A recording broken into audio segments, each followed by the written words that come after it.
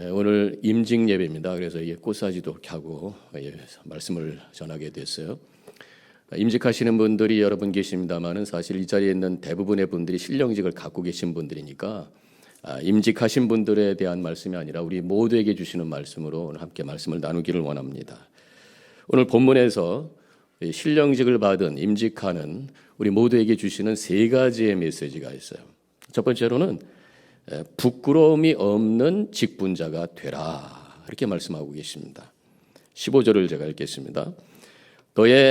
너는 진리의 말씀을 옳게 분별하며 부끄러울 것이 없는 일꾼으로 인정된 자로 자신을 하나님 앞에 드리기를 힘쓰라, 이렇게 말씀하고 있어요. 그러면 하나님의 일꾼으로 신령한 직분 받은 자로 부끄러운 모습이 어떤 것인가? 지금 당시의 상황을 좀 생각을 해보면 이단이 막 들어와 있었어요. 소위 영지주의자라고 해서 영적인 것만 생각하고 육신은 다 악한 거다. 그래서 하나님의 예수님께서 성육신 한 분으로 인정하지 못하는 십자가의 죽음도 쇼다, 이 정도까지 말하고 있는 엉뚱한 사람들이 있었단 말이죠. 근데 거기에 귀가 솔깃해가지고 쫓아가고 있는 이 직분자가 하나님의 말씀과 복음의 진리를 제대로 붙들어야지 이렇게 흔들거리면서 살면 안 된다. 부끄러운 것이다. 그렇게 말씀하고 있는 거예요. 그래서 저는 이 말씀을 통해서 우리 직분자들, 신령직을 가진 분들이 무엇보다도 믿음이 바로 서야 되겠다. 복음적인 믿음, 성경적인 믿음, 튼튼히 서는 우리 집사님, 권사님, 장로님 되시기를 축원합니다. 사실 교회에서 가장 큰 문제가 되는 게 뭐냐면 믿음은 없는데 직분을 받는 거예요. 믿음이 없는데 교회 오래 다니다 보니까, 그래서 어떻게 하다 보니까 신령직을 받게 됐어요. 그러다 보면 생기는 것이 두 가지 현상입니다. 한 가지는 위선적이 돼요. 믿음이 있는 것처럼 보여줘야 돼요. 얼마나 힘든 거예요. 부끄러운 모습이란 말이죠. 또 한 가지는 믿음이 없이 직령직을 받고 교회에서 또 중직을 경험하다 보면 하나님을 위해서 일한다고 하는 것을 잊어버려요. 잘하지도 못하는 거죠, 사실은. 그러다 보니까 자기중심적으로 가게 되고 내 뜻대로 돼야 되고 내 뜻대로 안 되면 화가 나고 그러면서 여러 가지 어려움을 만들 수가 있다고 하는 것이, 하나님의 영광을 가리게 된다고 하는 것입니다. 그래서 내가 받은 직분만큼 성숙한 믿음을 가져야 되는 거예요.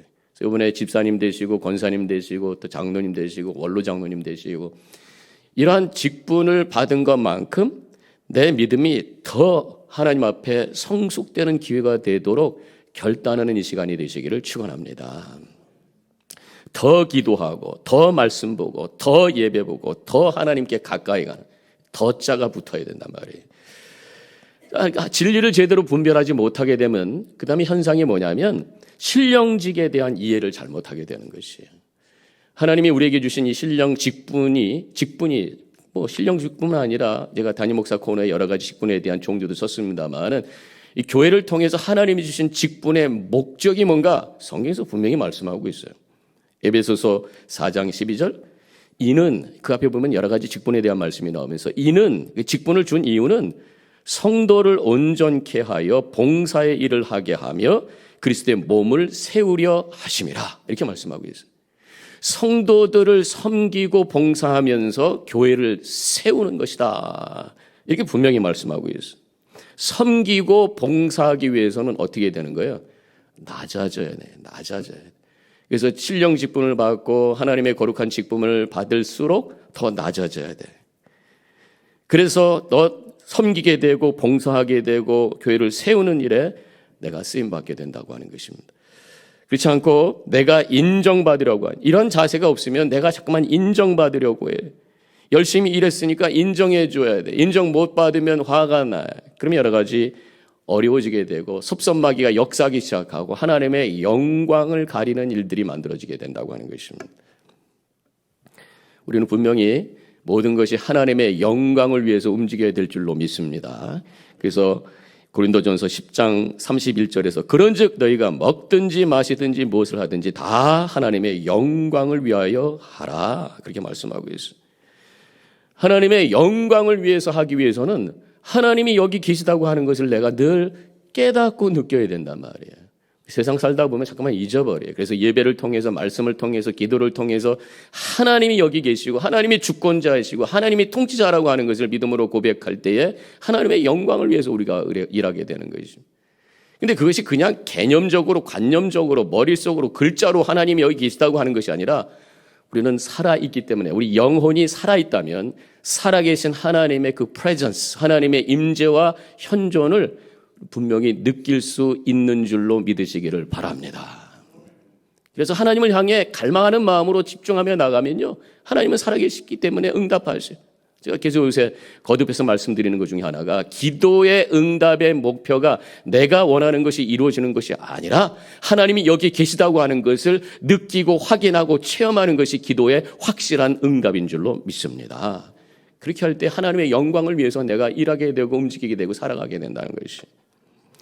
신령 직분을 잘못 이해할 때에 부끄러운 그러한 직분자가 될 수 있어요. 그러면 신령직을 잘못 이해한 게 어떤 건가? 이런 것이 아닙니다라는 것을 제가 두 가지만 말씀드려요. 다 아는 얘기지만 다시 한번 기억하는 거예요. 하나는 명예가 아니라는 거지. 신령직이 명예가 아니에요. 교회 이렇게 오래 다녔고 교회 이렇게 열심히 봉사하셨으니까 배지 하나 줍니다. 훈장 하나 줍니다. 이게 아니란 말이에요. 그래서 이것을 자랑거리 삼을 일이 아니란 말이죠. 그렇게 될 때에 자랑거리로 만들게 되면 하나님의 영광 가리는 거란 말이에요. 또 두 번째로는 이것이 아닙니다. 신령직은 직위와 계급이 아니다. 높고 낮음이 아니라는 것입니다. 올라가는 거 아니라는 거예요. 권위와 힘이 아니라는 것입니다. 오히려 굳이 표현한다면 신령직분은 내려가는 거예요. 더 섬김의 자리로 내려가는 거예요. 더 할 일이 많아지는 거예요. 더 무거운 십자가를 지는 것이에요. 그래서 어떤 면에서 보면은 집사님, 권사님, 장로님 이번에 임직이 되면서 축하합니다. 박수할 일이 아니라 어쩐데 이렇게 생각해야 돼. 앞으로 일 많이 할 텐데 어쩐데 내가 도와줄게요. 격려해 줄게요. 힘내요. 이게 사실은 맞는 그런 고백이 아닌가. 또 이번에 임직하시는 분들도 내가 이제 주님을 위해서 더 봉사할 테니까 저 위해서 기도해 주세요. 협력해 주세요. 함께 하십시다. 이러면서 나가는, 이것이 바로 임직을 맡는 자세. 하나님께서 우리에게 주신 신령직의 의미가 뭔지를 아는 고백이라고 저는 그렇게 믿습니다. 그래서 직분자들은 앞으로 더 섬기고 헌신하면서 봉사하겠습니다. 그래서 신령직은 훈장도 계급도 아니고, 그럼 뭡니까? 십자가예요. 십자가를 더 크게 만드는 거예요. 십자가가 더 무거워진 거예요. 십자가에 대해 내가 십자가 함께 더 죽겠습니다 라고 고백하며 주님과 함께 십자가 위에 매달리고 나의 모든 것들을 주님 앞에 내려놓을 때에 오히려 이 내 안에서 예수님께서 살아 역사하셔도 이전보다 더 하나님의 뜻을 이룰 수 있는 복되고 가치 있는 인생으로 하나님께 영광 돌리게 될 줄로 믿습니다. 그 다음에 오늘 두 번째 메시지는 뭐냐면 말에 덕을 세우라고 말씀하고요. 첫 번째는 부끄러운 직분자가 되지 말라. 두 번째로는 말에 덕을 세우라. 16절에 망령되고 헛된 말을 버리라. 그들은 경건하지 아니함에 점점 나아가나니 이 말씀이다. 우리의 영향력이 직접 드러나는 것이 바로 말이에요. 말 때문에 천냥빚도 갚기도 하고, 말 때문에 왼수지기도 하고, 이 말이라고 한마디가 완전히 큰 폭풍을 주기도 하고, 막 마음을 싹 녹이기도 하고, 말의 파워가 얼마나 힘이 있습니까? 우리 하나님도 말을 통해서 역사하셨잖아요. 말씀으로 세상을 지고, 예수님께서 이 땅에 오신 것도 하나님의 말씀이 육신이 돼서 오셨다. 복음, 말씀이. 지금도 우리에게 만나주시고 역사하시는 것이 성경, 말씀을 통해서 말이라고 하는 파워, 힘이 있어, 생명이 있어. 그래서 이걸 우리가 잘 해야 된다고 하는 거예요. 특별히 신령 직분자들이 이 말을 통해서 덕을 세우고 하나님의 뜻을 이루기 원하시는 것이 오늘 주님께서 우리에게 주시는 말씀의 의미인 것입니다. 성경을 보면은 이 말에 대한 말씀이 너무너무 많이 나와요. 말을 통해서 얼마든지 악과 독이 흘러갈 수 있다.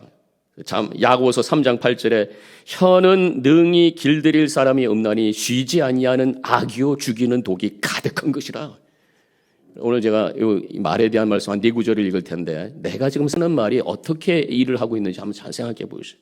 분노의 말, 욕하고 비난하는 말, 부정적인 말, 상처 주는 말, 모독하는 말, 수군거리는 말, 이런 것들, 추측하는 말, 결국 거짓말을 만드는 말, 이런 것들이 다른 악과 독이 되어서 악한 영향력을 끼치는 그런 힘이 될 수 있다. 무서운 힘이 될 수 있다는 것입니다. 그래서 혀를 잘 다스리라 성경에서 말씀합니다. 잠언서 21장 23절에 입과 혀를 지키는 자는 자기의 영혼을 환난에서 보존하느니라. 그렇게까지 말씀하죠.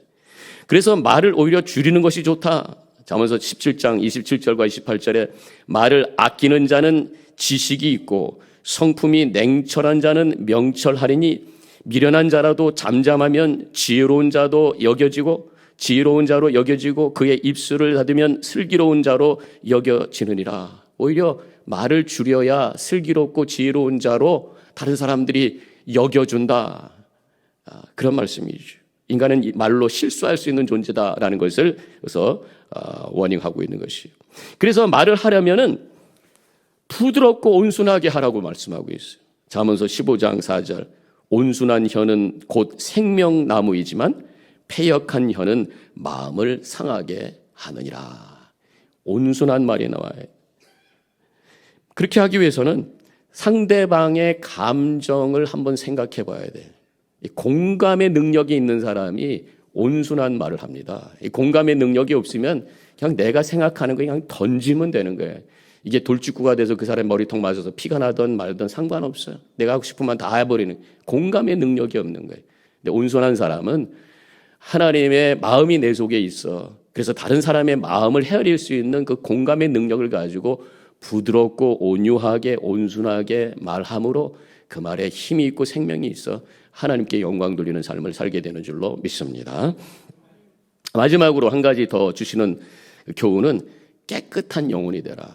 결국 깨끗한 영혼이 돼야 그 영혼을 통해서 흘러나오는 말과 삶이 덕이 되고 온순하게 되고 생명이 될 수 있다고 하는 것이 21절 그러므로 누구든지 이런 것에서 자기를 깨끗하게 하면 귀히 쓰는 그릇이 되어 거룩하고 주인의 쓰임에 합당하며 모든 선한 일에 준비함이 되리라. 이렇게 말씀하고 있습니다.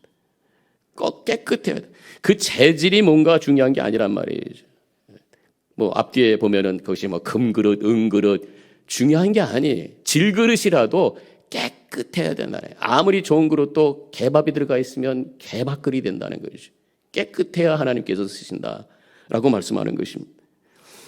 그래서 우리가 내가 얼마만큼 능력 갖고 있는가 그것에 따라서 나에 대해서 어떤 셀프이심을 갖는 것이 아니라 내가 얼마만큼 주님의 은혜로 영혼이 깨끗해졌는가에 따라서 주님께서 나를 쓰시는 존재가 되었군요 라고 하면서 기쁨으로 나가야 된다는 것이죠. 깨끗한 영혼이 되기 위해서는 무엇보다도 먼저 회개해야 될 줄로 믿습니다. 하나님의 말씀 앞에 내 영혼을 비춰볼 때에 거기에 더러운 것들이 보인단 말이에요. 그러면 결단하면서 하나님 앞에 내려놓고 십자가 앞에 다 내려놓을 때에 하나님께서 예수 그리스도의 보혈로 우리의 영혼을 깨끗하게 씻으세요. 마음이 청결한 자는 복이 있나니 저들이 하나님을 볼 것입니다. 마음이 깨끗해야 영적인 세계가 보이고 하나님이 보여요. 근데 마음이 깨끗해지는 것은 회개를 통해서 깨끗해지는 것과 더불어 또 한 가지가 있는데 바로 하나님을 열망하는 거예요. 제가 요새 침묵기도에 대한 말씀을 간간히 드리는데 우리 통성기도도 있지만 침묵기도 두 가지가 우리가 함께 영성으로 가야 될 트랙이라고 그렇게 믿습니다. 침묵을 하면서 하나님을 바라보면은 우리가 얼마나 복잡하고 속이 지저분한지를 알 수 있어요. 온갖 잡동사니 생각들이 막 나와요. 보면은 이 생각, 저 생각. 도대체 하나님 그걸 기도한다고 해놓고서는 이런 생각, 저런 생각. 근데 이 침묵 기도가 뭐냐면 그러한 잡념, 분산된 마음 이런 것들을 보면서 흘려보내는 거예요. 가라 하면서 그런 것들을 흘려보내면서 그것을 뚫고 하나님을 향한 열망의 마음으로 주님을 바라보며 나갈 때 어느 순간 이런 지저분하고 복잡한 내 생각들은 싹 사라지면서 하나님만이 내 영혼을 가득 채우면서 와지는 그 기쁨과 감격이 그게 깨끗한 영혼이에요. 하나님으로 충만한 하나님의 임재로 충만한 영혼이 바로 청결한 영혼이요 하나님께서 쓰시는 거룩한 영혼인 줄로 믿습니다. 오늘 제가 말씀을 길게 하지 않겠어요? 순서가 있어서 오늘 세 가지 말씀을 제가 드렸습니다. 무엇보다도 마지막 주신 귀한 말씀, 깨끗한 영혼이 되자. 거기서 온유한 말이 나오고 살리는 말이 나오고 덕이 되고 하나님께서 나에게 주신 직분이 무엇인지를 깨달아서 하나님 앞에 충성하는 겸손한 일꾼으로 하나님께 쓰임받는 복된 삶을 살게 되는 줄로 믿습니다. 말씀으로 성령으로 하나님으로 가득히 채워진 영혼, 깨끗한 그릇으로 하나님께 크게 쓰임받는 오늘 세워지는 우리 집사님, 권사님, 장로님, 이미 또 세워진 우리 모든 신령직분, 우리 성도님 모든 분들가 되시기를 주님의 이름으로 간절히 축원합니다. 기도하겠습니다.